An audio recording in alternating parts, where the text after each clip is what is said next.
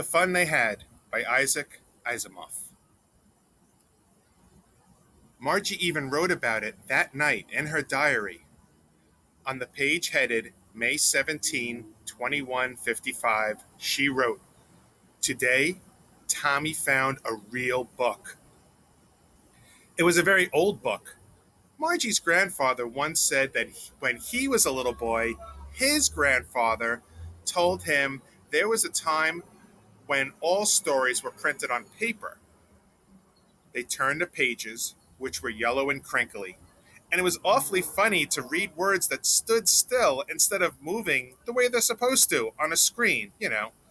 And then, when they turned back to the page before, it had the same words on it that it had when the first time they read it. "Gee," said Tommy, "what a waste.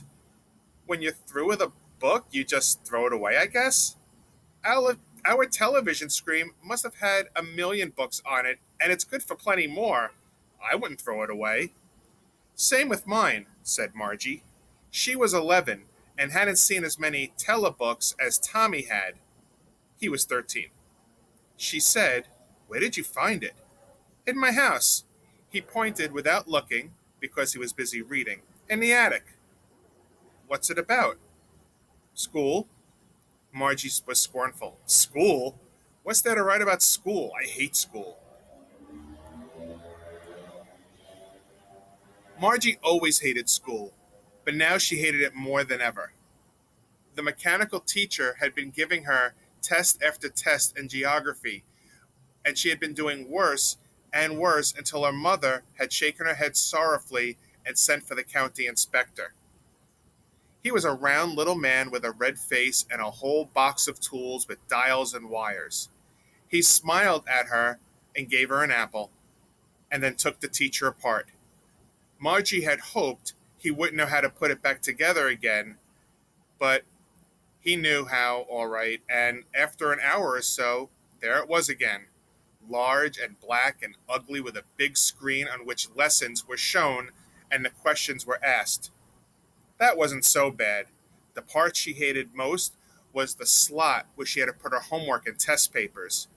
She always had to write them out in a punch code they made her learn when she was 6 years old, and the mechanical teacher calculated the mark in no time.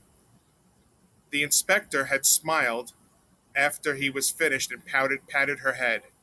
He had said to her mother, "It's not the little girl's fault, Mrs. Jones. I think the geography sector was geared a little too quick.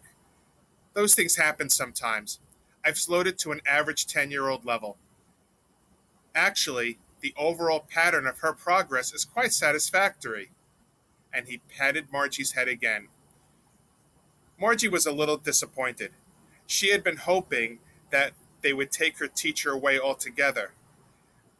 They had once taken Tommy's teacher away for nearly a month because the history sector had blanked out completely. She said to Tommy, "Why would anybody write about school?" Tommy looked at her with very superior eyes. "Because it's not our kind of school, stupid. This is the old kind of school they had hundreds and hundreds of years ago," he added loftily, pronouncing the word carefully, "centuries ago." Margie was hurt. "Well, I don't know what kind of school they had all that time ago." She read the book over his shoulder for a while, then said, "Anyway, they had a teacher." "Sure, they had a teacher, but it wasn't a regular teacher. It was a man." "A man? How could a man be a teacher?"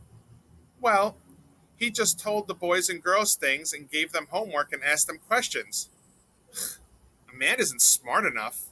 "Sure he is. My father knows as much as my teacher." "He can't. A man can't know as much as a teacher." "He knows almost as much, I betcha." Margie wasn't prepared to dispute that. She said, "I wouldn't want a strange man in my house to teach me."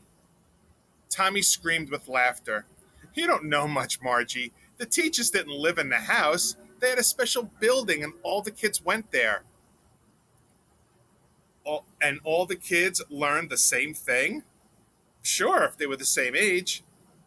"But my mother says a teacher has to be adjusted to fit the mind of each boy and girl it teaches, and that each kid has to be taught differently." Just the same, they didn't do it that way then. If you don't like it, you don't have to read the book. I didn't say I didn't like it, Margie said quickly. She wanted to read about those funny schools. They weren't even half finished when Margie called, Margie, school. Margie looked up. Not yet, Mama. Now, said Mrs. Jones, and it's probably time for Tommy, too. Margie said to Tommy, Can I read the book some more with you after school? Maybe, he said nonchalantly. He walked away whistling, the dusty old book tucked beneath his arm. Margie went into the schoolroom. It was right next to her bedroom, and the mechanical teacher was on and waiting for her. It was always on at the same time every day except Saturday and Sunday, because her mother said little girls learned better if they learned at regular hours. The screen was lit up, and it said, Today's arithmetic lesson is on the addition of proper fractions. Please insert yesterday's homework in the proper slot. Margie did so with a sigh. She was thinking about the old schools they had when her grandfather was a little boy. All the kids from the whole neighborhood came, laughing and shouting in the schoolyard, sitting together in the schoolroom, going home together at the end of the day.